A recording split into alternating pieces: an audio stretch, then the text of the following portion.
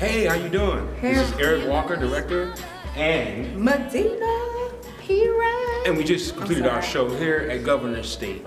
Hi, my name is Sheila Morrow, and I really enjoyed this show. Medina was amazing, awesome.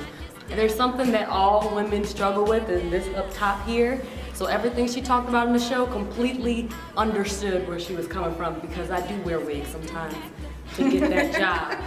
But this is how I like to roll. Oh yes, I think it's hard to be an African American woman and not relate to the performance that was given tonight.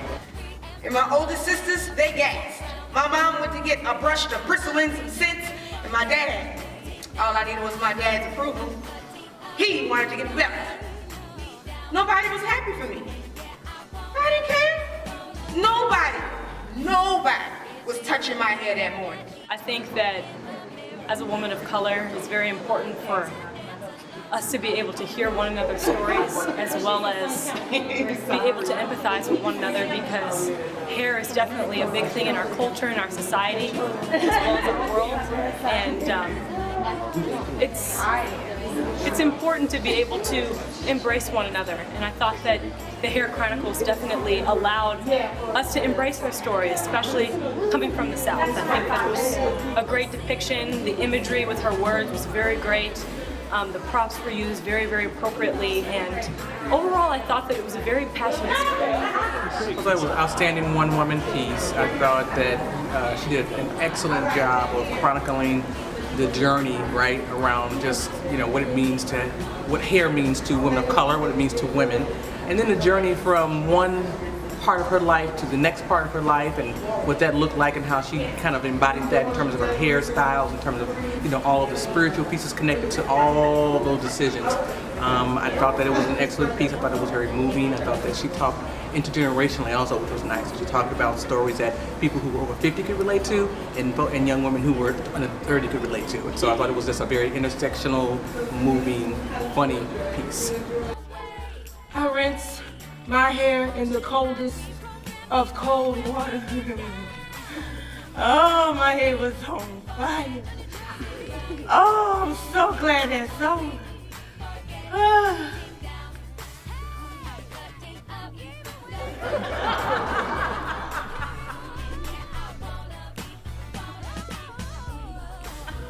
So look, my hair was like in the front, mink, in the back looking like sheep.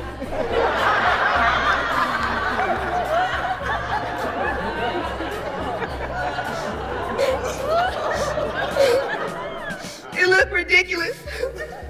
As a theater instructor, very invested in solo performance, the discussion surrounding the politics of black hair was very present for me, and the struggles that one goes through in accepting their identity, hair closely associated with identity, and I think it spoke to her specific journey, her struggles, and also the way in which she reclaims herself and finds new life out of those struggles. It kind of dealt with the political, aesthetic, and also psychological effects that hair has on black women within our society.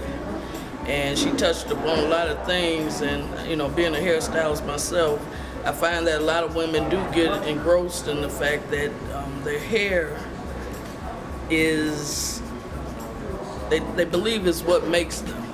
Hi, I'm Lana Rogachevska, the Executive Director of the Center for Performing Arts. The subject matter was something that was very relevant and interesting for me. I know our campus is situated in a community that is predominantly African American, and the subject of black hair is something that will resonate and reflect with so many women. And there are so many interesting issues about self-identity and growth and journey, so I was right to bring this here, because as we could see from today's performance, it was very special and very personal. The first test was the jump test. Cool. Then it was the walk and look back real fast test. All right. Then it was the bend over test. Oops. All right. Then it was the touch test. You not touching my hair? I don't touch my hair, you crazy?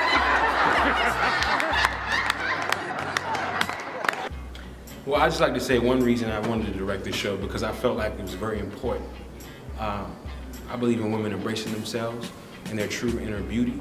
And I know it's very hard for a black woman to be able to embrace themselves. So when Medina came to me with the story, I said, you have something here. It's like nothing else. And I really wanted to help her develop the story and bring out the characters and the actual experiences that she went through. So she goes through from childhood all the way to where she is now, currently as an actress in Chicago. This is a coming of age story. This is a story that most women can relate to. Anybody that has any hair issues can relate to. And this is a story and a show that's coming to you in theaters soon. It was a great response. I saw this performance initially in the Greenhouse Theater in a very small 99 seat plus minus house. Everybody was jam-packed, and it was very personal reactions, and the same type of reaction exploded here on the stage with over 100 people. Very different people, South suburban audiences, not the people in Chicago, but yet the reaction was very different. They related on a personal level to the stories and experiences and laughed pretty much at the same times. I could appreciate the hair that I have, but better I don't have any. I can still understand where I can still see her perspective. Well, he gave me my first perm. Oh, you used to give me perms also.